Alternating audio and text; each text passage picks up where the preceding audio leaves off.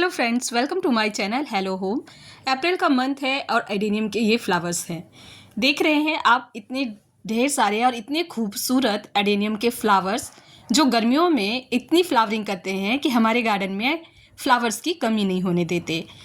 जितने भी हम सर्दियों में तरह तरह के फ्लावर्स लगाते हैं वो सब ख़त्म हो जाते हैं, लेकिन एडेनियम एक ऐसा हार्डी प्लांट है जिसे आप 45 डिग्री 50 डिग्री जितने भी टेम्परेचर में रखेंगे ये बहुत अच्छे से बनते हैं और साथ ही फ्लावरिंग करते हैं। जब 50 डिग्री के आसपास अगर टेम्परेचर जाए कभी, तो उस समय थोड़ा सा आप इसे शेड प्रोवाइड कर देंगे तो ये बहुत अच्छा बना रहेगा। वरना फिर भी अगर आप कोई शेड नहीं प्रोवाइड कर पाते हैं तो भी ये ख़राब नहीं होते हैं, लेकिन फ्लावरिंग पे असर पड़ेगा, प्लांट की पत्तियों पे असर पड़ेगा। तो बस अगर 45 डिग्री तक टेम्परेचर है फिर ना कोई शेड और ना ही कुछ देने की ज़रूरत है, ये अपने आप इस तरह से ढेरों फ्लावरिंग आपको देते रहते हैं। तो इस प्लांट को 1 से 2 बनाने के लिए तो मैंने इससे पहले कई तरीके दिखाए जिसमें कटिंग से हम इस प्लांट को एक से बहुत सारे कन्वर्ट कर पाते हैं, पर आज का वीडियो कुछ अलग है, जो है हम बीजों से इस प्लांट को कैसे तैयार करें। तो ये देखिए, ये है एडेनियम के सीड्स जो करीब लगभग एक साल की मेहनत के बाद मुझे ये सीड्स मिले हैं। इससे पहले 2 बार मैं कोशिश कर चुकी हूँ। मैंने हैंड पॉलिनेशन के ज़रिए 2 बार बीज बनाए तो प्लांट में, लेकिन वो टिक नहीं पाए, बंदर ने दोनों बार ख़राब कर दिया था। ये थर्ड टाइम मेरे प्लांट में मैंने फिर हैंड पॉलिनेशन के ज़रिए ये बीज तैयार किए और बचा कर भी रख पाई बंदर से, और मेरा ये सीड बचा रहा जिससे मुझे इतने सारे सीड्स मिले हैं। 185 यानी कि 185 सीड्स हैं कुल ये टोटल। 2 सीड पॉट थे और जिसमें से ये मुझे मिले। सीड पॉट कैसे मैंने हार्वेस्ट किया इसका वीडियो भी मैंने आपके साथ शेयर किया है, अगर नहीं देखा है तो ज़रूर देखें, क्योंकि सीड्स बन तो जाते हैं लेकिन अगर आप उसे सही केयर नहीं करेंगे तो वो आपको एक भी मिल नहीं पाएंगे, फिर पछताएंगे। तो उस वीडियो को ज़रूर देखें। आइए जानते हैं इन सीड से प्लांट बनाने के 2 ऐसे तरीके जिससे आप आसानी से सीड्स को जर्मिनेट कर पाएंगे और नए प्लांट्स ले सकेंगे। तो देखिए, मैं यहाँ पर 2 तरीके बता रही हूँ। एक ये बाउल वाला तरीका बता रही हूँ। सबसे पहले हमें क्या करना है, बाउल के अंदर सीड्स को डाल देना है। कोई भी बाउल आप ले सकते हैं, जैसे मैंने ये स्टील की कटोरी ली है, आप प्लास्टिक का कोई बाउल ले सकते हैं या चीनी मिट्टी का कोई बाउल ले सकते हैं, किसी भी तरह का बाउल चलेगा, बस ऐसा होना चाहिए जिसमें से पानी लीक ना करे। दूसरा तरीका है कि इस तरह से आपने एक कंटेनर लेना है जो एयर टाइट होना चाहिए और आपको टिश्यू पेपर लेना है।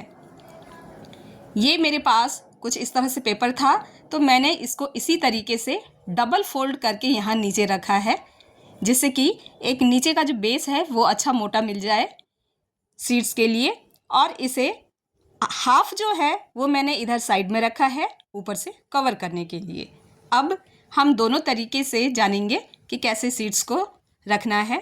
सबसे पहले तरीके में आप ये देख रहे हैं कि इस तरह से मैंने सीड्स को जो है बिखेर कर इस टिश्यू पेपर के ऊपर रख दिया है। बस ध्यान आपने ये रखना है कि एक के ऊपर एक सीड्स ना हो। अगर हो भी जाएंगे एक के ऊपर एक तो भी घबराने वाली बात नहीं है, लेकिन अगर इस तरीके से रख पाएँ कि एक के ऊपर एक ना हो तो और अच्छा। दूसरे मेथड में हम देखेंगे कि जो ये हमारा बाउल है उस बाउल में हमने बाकी सारे सीड्स को डाल दिए हैं। ये जो दोनों तरीके आप देख रहे हैं ये सीड जर्मिनेशन करवाने के 2 ऐसे तरीके हैं जो कारगर सिद्ध होते हैं और इससे सीड जर्मिनेशन 100% हो ही जाते हैं।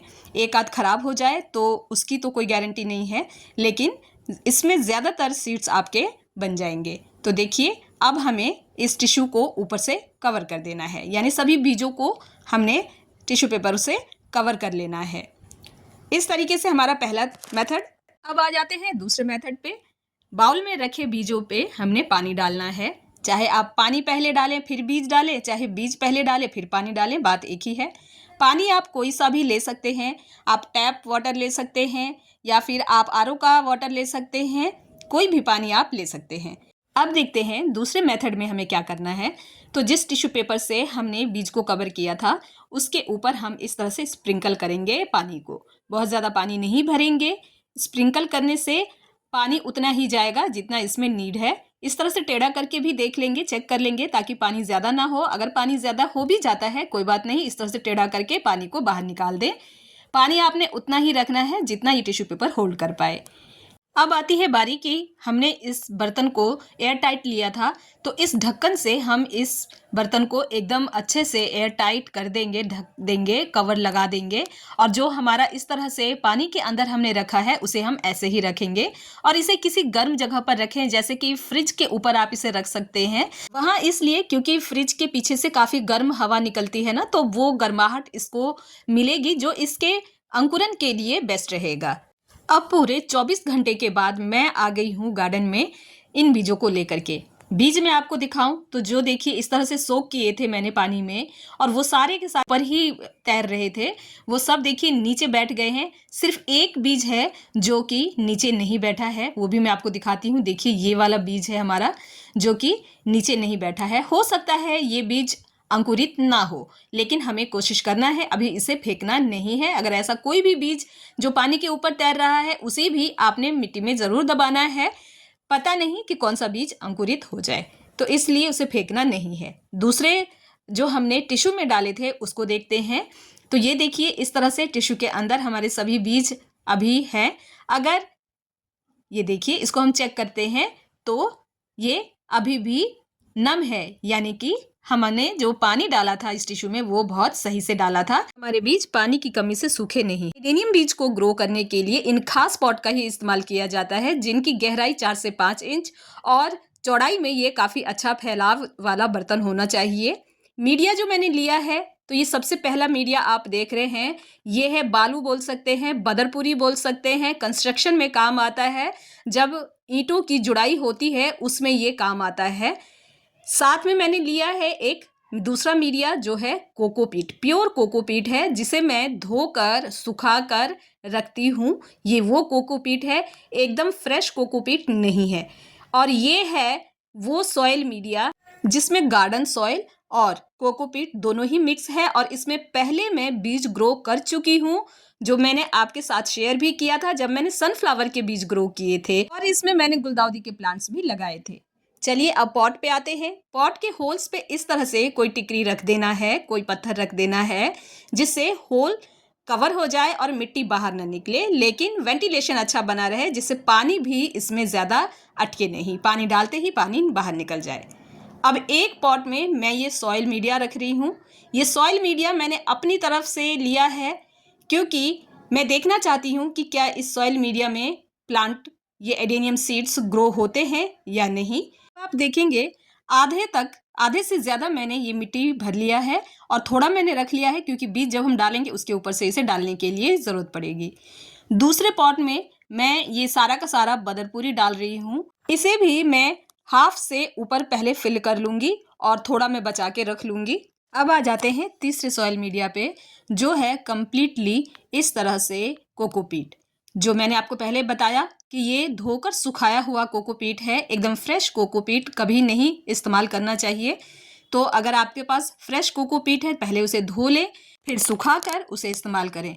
तो इसे भी मैं आधे से ज़्यादा भर ले रही हूँ, और फिर मैं थोड़ा सा बचा कर रख रही हूँ ऊपर से स्प्रिंकल करने के लिए। इस तरह से अलग अलग पॉट में तीनों मीडिया को मैंने भर लिया है। अब बारी है सीड्स को लगाने की। उसके लिए हमें पानी डालने की ज़रूरत पड़ेगी, जिसके लिए मैंने जो पानी लिया है वो आप देख रहे हैं। पानी में मैंने फंगिसाइड को मिक्स किया है। 2 लीटर पानी में एक पूरा भर के चम्मच मैंने डाला है, और थोड़ा सा और डाल रही हूँ। तो इस तरीके से फंगिसाइड वाला पानी आप तैयार रखें। पानी और फंगिसाइड को अच्छे से डाइल्यूट कर लें। अब जो ये आपने फंगिसाइड वाला वाटर बनाया है, इस वाटर को स्प्रेयर की मदद से आपने अपने सभी मीडिया पे स्प्रिंकल करके पूरी तरह से मीडिया को गीला करना है। इतना गीला करना है कि मीडिया जो है वो पूरा नीचे तक गीला होना चाहिए। इसके बाद जब हम बीज डालें तो हमें ज़्यादा पानी डालने की ज़रूरत ना पड़े। तो इस तरीके से वाटर देने के बाद अब बीज को लगाने की बारी है। अब हम एक एक करके बीज को इस तरह से रखेंगे। हर बीज के अंतराल में 1 इंच का गैप होना चाहिए। बीज 1 इंच की दूरी पे एक दूसरे से होना चाहिए। तो इस तरह से देखिए मैं 1-1 इंच की दूरी पे रखती जा रही हूँ। हो सकता है कोई एक आध बीज पास में भी लग जाएगा, तो तो उसके लिए आपको परेशान नहीं होना है। इसी तरह से देखिए मैंने इस बदरपुरी वाले में भी आधे में डाल दिया है। ऐसे ही मैं इस तरह से जो हमारा कोकोपीट वाला मीडिया है उसमें भी आधे में डाल रही हूँ। आधे आधे में डालने का एक रीज़न है, अभी तक आपने देखा होगा बाउल में रखे हुए बीज ही मैं डाल रही हूँ। अभी तक मैंने टिश्यू पेपर में रखे हुए बीज को नहीं डाला है। तो इसलिए मैं हर एक मीडिया में देखना चाह रही हूँ कि टिश्यू पेपर वाला जो है वो कैसे ग्रो करता है और जो बाउल में रखा हुआ है वो कैसे ग्रो करता है। क्योंकि देखिए आप दूसरों से काफ़ी नॉलेज लेते हैं, लेकिन आपका अपना किया हुआ जो आपका प्रैक्टिकल होता है वो सबसे बेस्ट होता है। बस मैं वही कर रही हूँ। अब आ जाते हैं इस टिश्यू पेपर से जब मैंने बीज को निकाला तो देखिए कुछ बीज आपको अंकुरित दिख रहे होंगे इस टाइम पे। अगर इन बीजों को और 2-4 दिन इसी में रख दिया होता तो ये अच्छे से अंकुरित हो जाते यहीं पर और फिर हम इसे लगा पाते। बट उस समय भी हमें इस मीडिया में ही लगाना है, तो अभी लगाना ज़्यादा बेस्ट है क्योंकि उस समय हमें एक एक सीड्स को, एक एक प्लांट को मिट्टी के अंदर ग्रो करना थोड़ा सा मुश्किल पड़ता है। और मैं फर्स्ट टाइम कर रही हूँ तो मैं वो जोखिम नहीं लेना चाह रही थी और ना ही मैं आपको कहूँगी कि वो जोखिम आप पहले पहले लें। अगर आप पहली बार कर रहे हैं तो इस तरीके से करेंगे तो आप ज़्यादा अच्छे रिजल्ट्स ले सकेंगे। देखिए मैंने इस तरह से डिवाइडर डाल दिया है और ये डिवाइडर डालने का मतलब है कि आधे में तो है टिश्यू पेपर वाला सीड और आधे में है बाउल वाला सीड। अब जो राइट साइड वाला जो मैं अभी डाल रही हूँ वो है हमारा टिश्यू पेपर वाला, लेफ्ट में जो पहले डल चुका है वो है हमारा बाउल वाला। इसी तरीके से सभी में मैं डाल दूंगी इन सीड्स को। सीड्स को डालते हुए आपने अगर ध्यान दिया होगा तो अच्छी बात, नहीं दिया है तो मैं अब बता दूं कि सीड्स को हमें कभी भी खड़ा करके नहीं डालना है।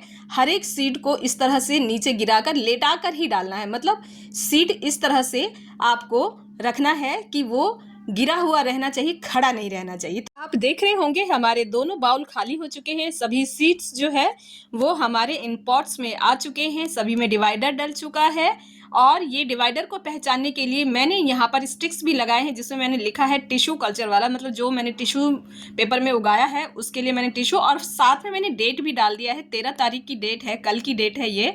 कल मैंने ये काम किया था, वीडियो में आज आपके साथ साझा कर रही हूँ।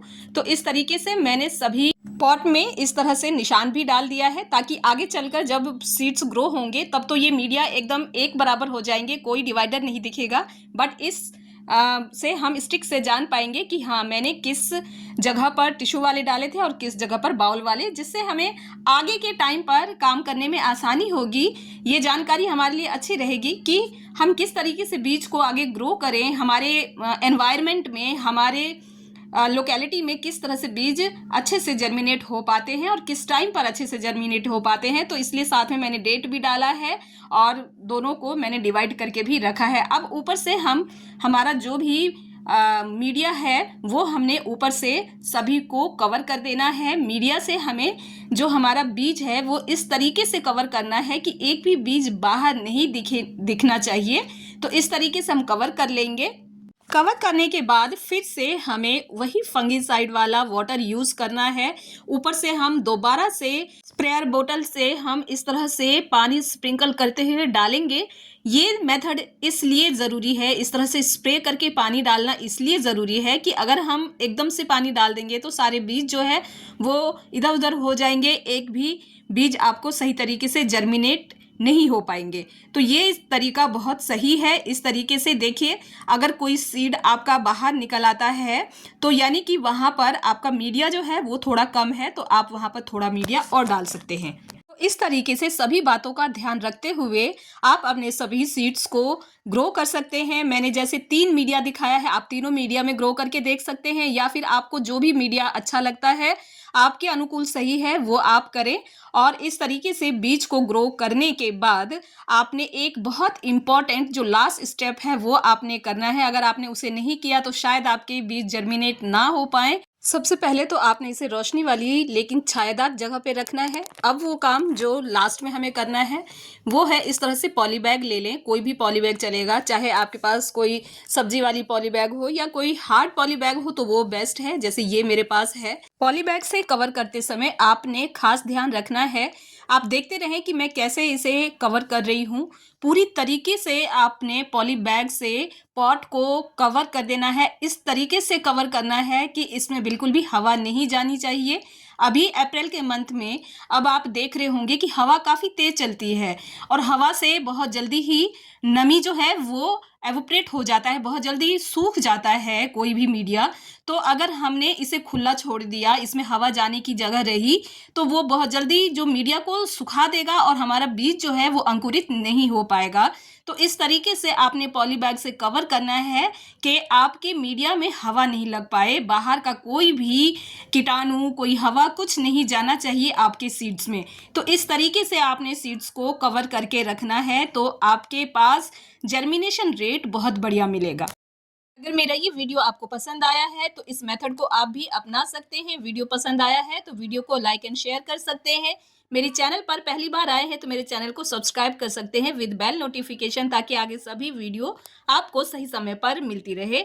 इस एडेनियम सीड जर्मिनेशन का अपडेट वीडियो भी मैं लेकर आऊंगी आगे, जहां हम जानेंगे कि इस काम में मुझे कितनी सफलता और कितनी फेलियर मिली है। कमेंट्स ज़रूर करें। अपना कीमती समय देने के लिए, वीडियो में अंत तक बने रहने के लिए थैंक यू फ्रेंड्स।